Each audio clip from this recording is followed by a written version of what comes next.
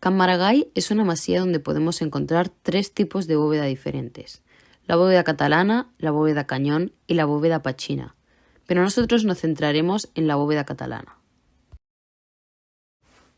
La bóveda catalana, o vuelta catalana, es un tipo de bóveda tabicada y una técnica de construcción tradicional catalana.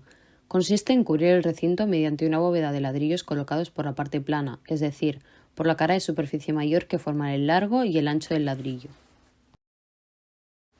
Las bóvedas tabicadas pasaron a formar parte del más genuino lenguaje de la arquitectura popular.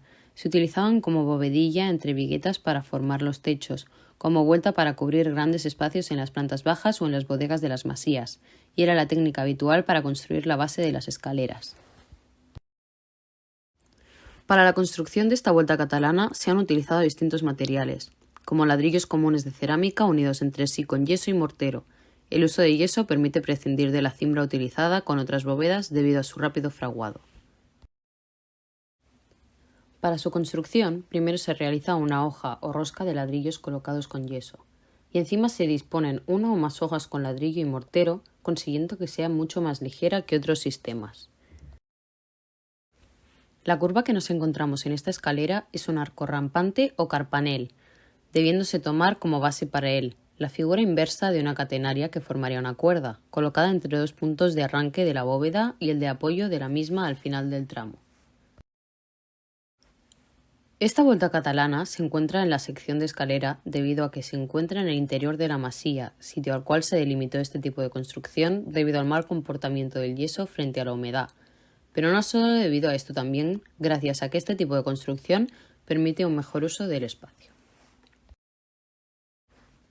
Debemos atender con precaución al desplazamiento en sentido horizontal en las paredes de apoyo de la caja de la escalera, ya que las bóvedas catalanas son muy sensibles a los mismos y pueden crear agrietados y fallos estructurales.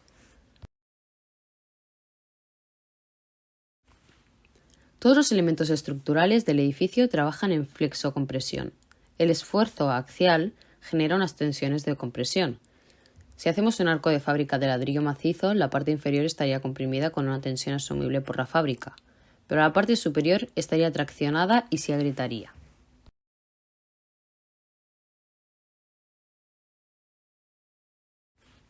Las bóvedas catalanas se resolvían normalmente con un desarrollo curvado, de 2 radios en los tramos ascendentes-descendentes y de un radio en los rellanos de acceso a las viviendas.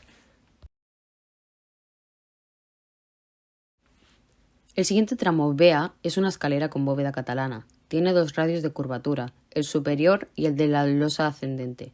Hay un sector con momentos negativos y otro con momentos positivos. El más desfavorable corresponde al de menor curvatura. Las cargas muertas son el 66% de las cargas totales. Esto significa que cuando el albañil hacía la escalera y terminaba el escalonamiento, la bóveda tenía la carga permanente suficiente como para verificar que la obra había sido bien resuelta.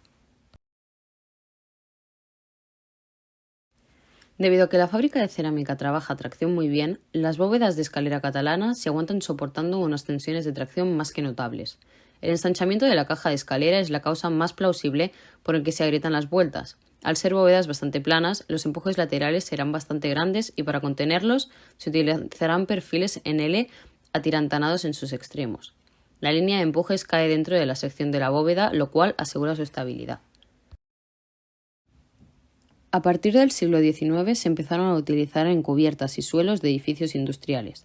La flecha de la cubierta es directamente proporcional a la dimensión menor del espacio por cubrir. Se suele considerar del 20%. Por ejemplo, en un espacio de 5 por 8 metros, la flecha será de 1 metro. Considerando la linealidad estructural de un arco o de una bóveda, la sección a lo largo de toda la longitud del elemento que conforma la estructura del arco está afectado por unos determinados momentos flectores, positivos o negativos, por unas solicitaciones normales, axiales y evidentemente por unos esfuerzos cortantes. Para simplificar y poder calcular los esfuerzos consideramos el dibujo visto desde la izquierda.